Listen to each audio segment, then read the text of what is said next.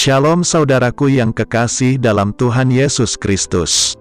Selamat pagi, salam sejahtera untuk kita semua, dimanapun saudara-saudara berada.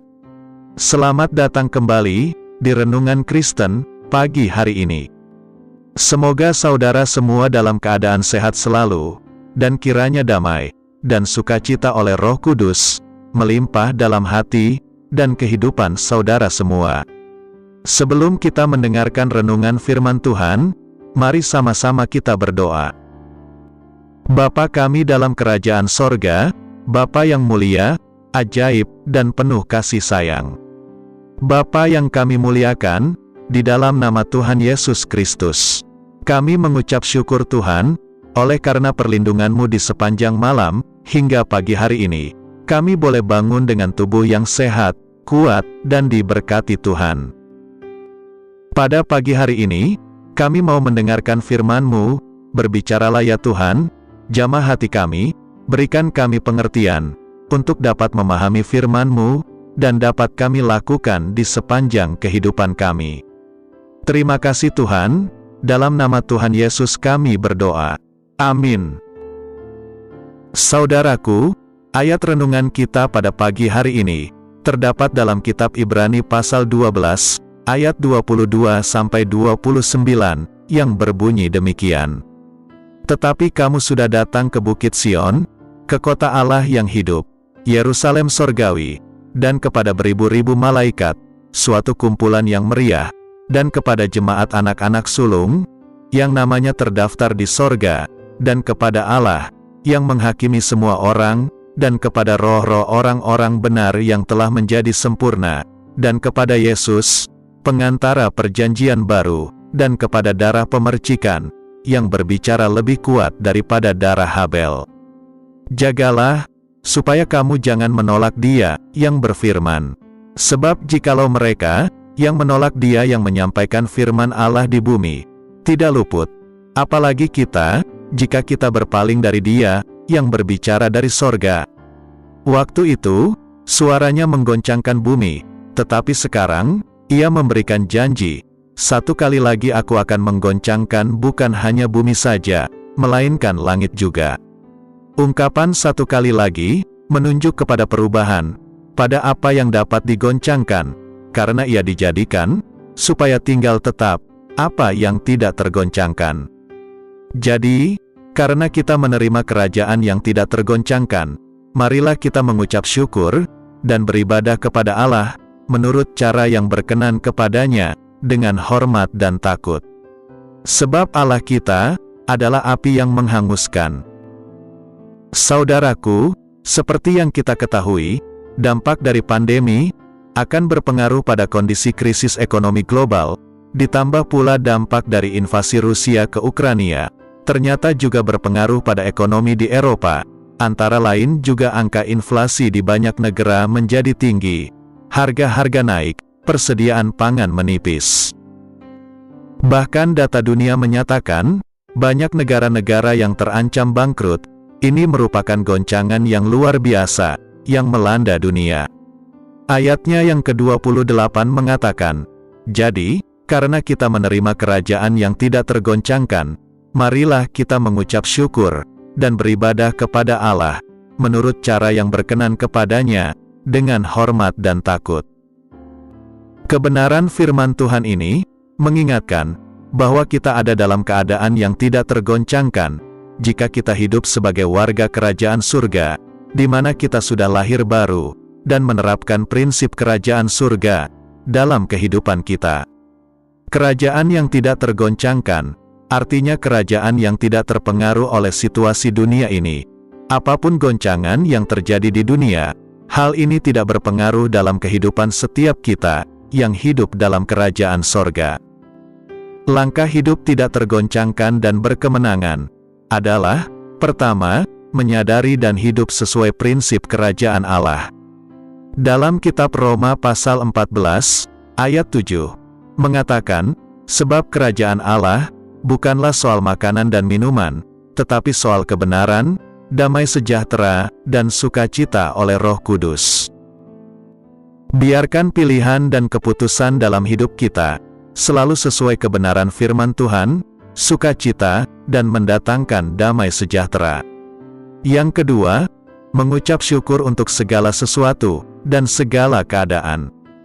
Dalam kitab 1 Tesalonika pasal 5, ayat 18, mengatakan, mengucap syukurlah dalam segala hal, sebab itulah yang dikehendaki Allah, di dalam Kristus Yesus bagi kamu.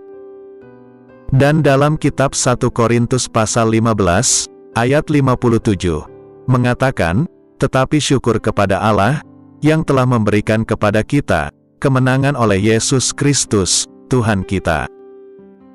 Biarlah mengucap syukur, selalu menjadi pilihan dan respon kita, dalam segala hal. Yang ketiga, beribadah dengan cara yang berkenan. Hormat akan Tuhan, hadiratnya, dan firman-Nya. Marilah memperhatikan sikap hati, dan tindakan kita dalam beribadah, agar sesuai isi hati dan kehendak Tuhan. Dalam menghadapi goncangan ekonomi yang luar biasa hari-hari ini, Tuhan ingatkan, agar kita umat-Nya, melakukan bagian kita, yaitu melakukan firman Tuhan. Dalam kitab Amsal pasal 11, ayat 24, mengatakan, ada yang menyebar harta, tetapi bertambah kaya, ada yang menghemat secara luar biasa, namun selalu berkekurangan.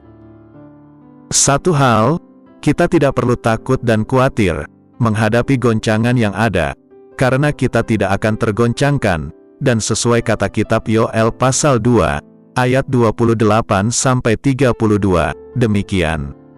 Kemudian daripada itu, akan terjadi, bahwa aku akan mencurahkan rohku ke atas semua manusia, maka anak-anakmu laki-laki dan perempuan akan bernubuat, orang-orangmu yang tua akan mendapat mimpi, teruna-terunamu akan mendapat penglihatan-penglihatan. Juga ke atas hamba-hambamu laki-laki dan perempuan, akan kucurahkan rohku pada hari-hari itu. Aku akan mengadakan mujizat-mujizat di langit dan di bumi, darah dan api, dan gumpalan-gumpalan asap.